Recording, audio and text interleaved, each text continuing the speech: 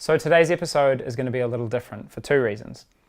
The first reason is I've hurt my knee and I'm on a desk for a little while it heals. The second reason is because I wanted to take some time to answer a really good question. Hi, I'm Johnny. I'm a frontline cop at the Mount Wellington Police Station, and this is Ride Along.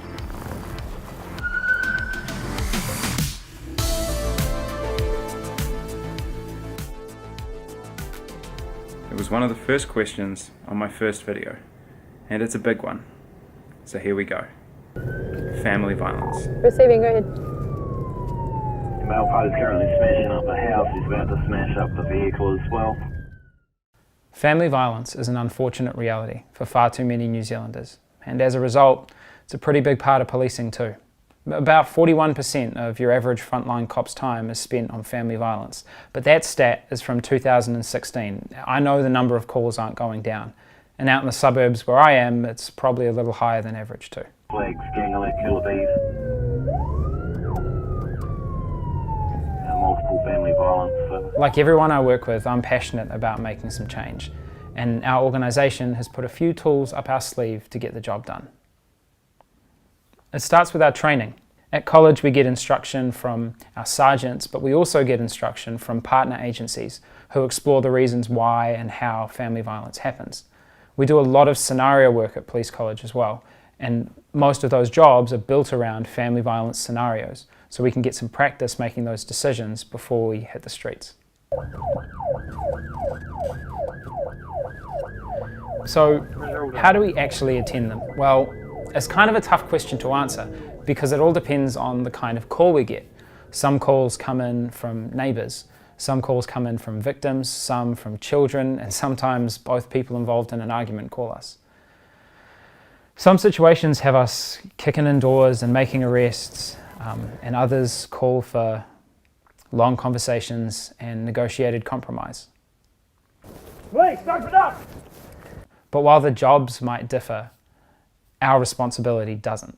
Our responsibility is to keep people safe, to minimise violence, to minimise harm.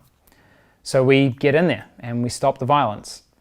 And then once everybody's safe, we can start investigating, trying to figure out why and how this has happened.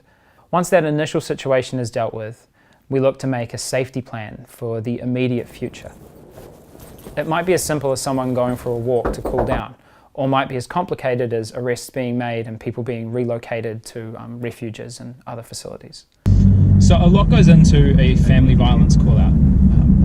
So I thought I'd sit down with Sergeant Tim Stevens, who's in charge of one of the prevention teams that pick up from where frontline leave off when we attend a family violence incident.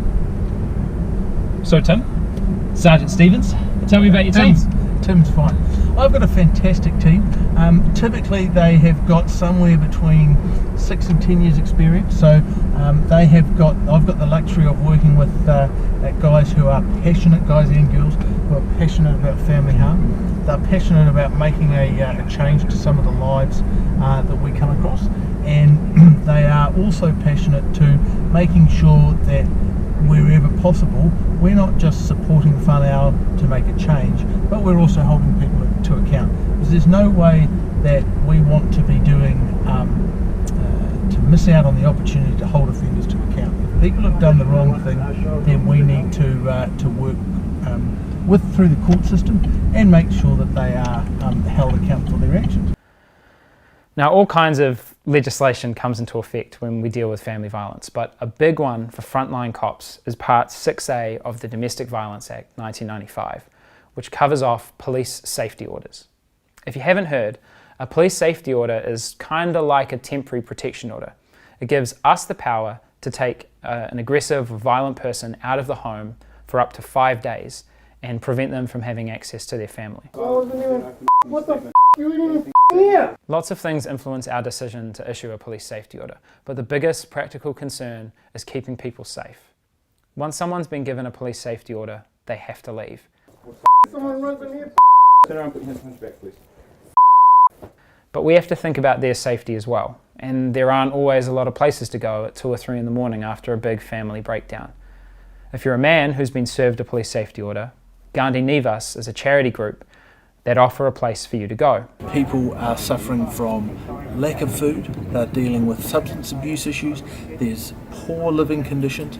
Gandhi Nevis takes some massive steps to fix those issues straight away. The bound person can go there, they can have a shower, they can have a feed, they will get medical services if they need them, they'll get WINS advice, they'll get ACC advice. We might not be overly impressed with their initial behaviour, but it allows us to take them out of the family home, it allows them to get involved with the support services that they need, have a look at what is causing some of the issues at these family harm events, and then put in place long-term solutions and support to try and reduce the incidence of family harm. The order is designed to give victims of family violence some space to make safe decisions about their future, to try and stop the cycle from repeating itself. But we know sometimes it does, which is why every time we go to a family violence call out, we treat it like it's the first time we've dealt with that family. And those investigations are undertaken with the same level of rigour the first time, the second time, and the third time, and so on. After all that is said and done, we finish our reports, which we now do on our phones, and submit them to our sergeants. Our sergeants then submit them to the family violence specialist teams, who go through every single family violence incident that takes place to make sure that the best decisions were made at the time. If you're out there and you're thinking about the police as a career, don't let that number scare you. You don't need to look much past your own street to find people in need. That's both helpful and a great challenge. I hope that answers your question about how we deal with family violence.